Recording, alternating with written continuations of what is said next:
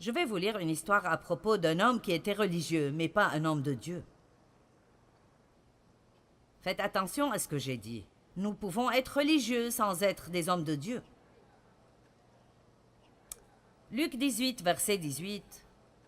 Et un des dirigeants lui dit, « Bon maître, toi qui es essentiellement et moralement bon, qu'est-ce que je dois faire pour hériter la vie éternelle? » C'est-à-dire, qu'est-ce que je dois faire pour que j'aie part au salut éternel dans le royaume du Messie? Verset 20. Tu connais les commandements, ne commets point d'adultère, ne tue point, ne vole point, ne dis point de faux témoignages, honore ton père et ta mère. Et il dit, j'ai gardé toutes ces choses dès ma jeunesse. Cet homme a gardé la loi. Il était un bon homme religieux. Et quand Jésus eut entendu cela, il lui dit, une chose te manque encore. Vends tout ce que tu as et distribue-le aux pauvres, et tu auras un trésor dans les cieux. Et reviens, suis-moi, et sois mon disciple, joins mon côté et accompagne-moi. Ayant entendu ces choses, il devint fort triste, car il était extrêmement riche. Et Jésus, voyant qu'il était triste, dit qu'il est difficile aux riches d'entrer dans le royaume de Dieu. Il est plus facile qu'un chameau entre par un trou d'aiguille qu'un riche n'entre dans le royaume de Dieu.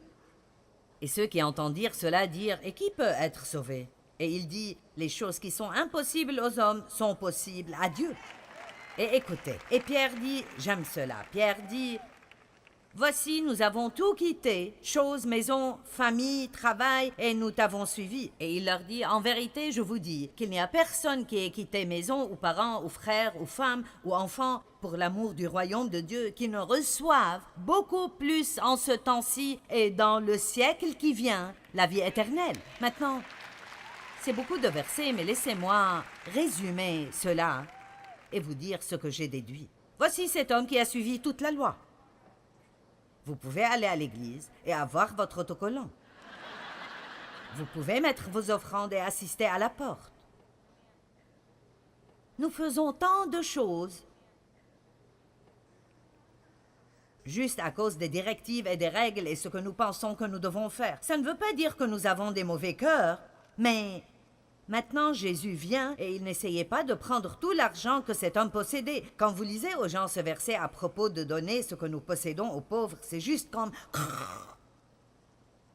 Jésus n'essayait vraiment pas de prendre tout ce que cet homme possédait. Il savait que ce type avait un problème avec son argent. Alors, il lui a demandé de donner parce qu'il savait que l'argent était un obstacle entre eux deux.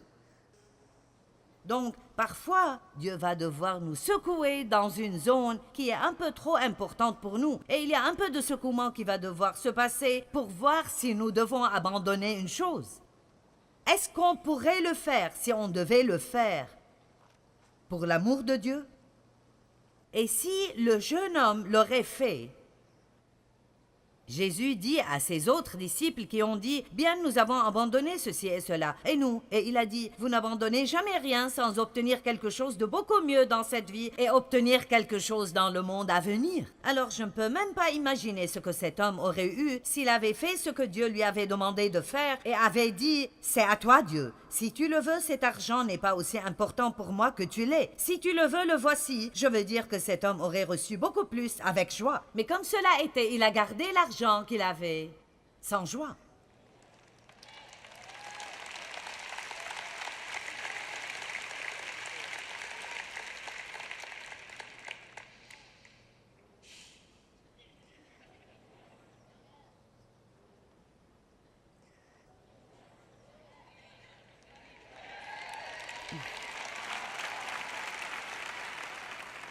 Nous pouvons nous accrocher à cette chose qui chatouille notre chair.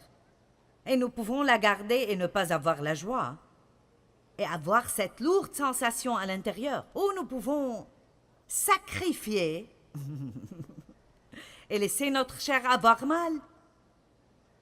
Et puis finir par voir ce que Dieu peut vraiment faire pour quelqu'un qui est prêt à tout donner pour lui.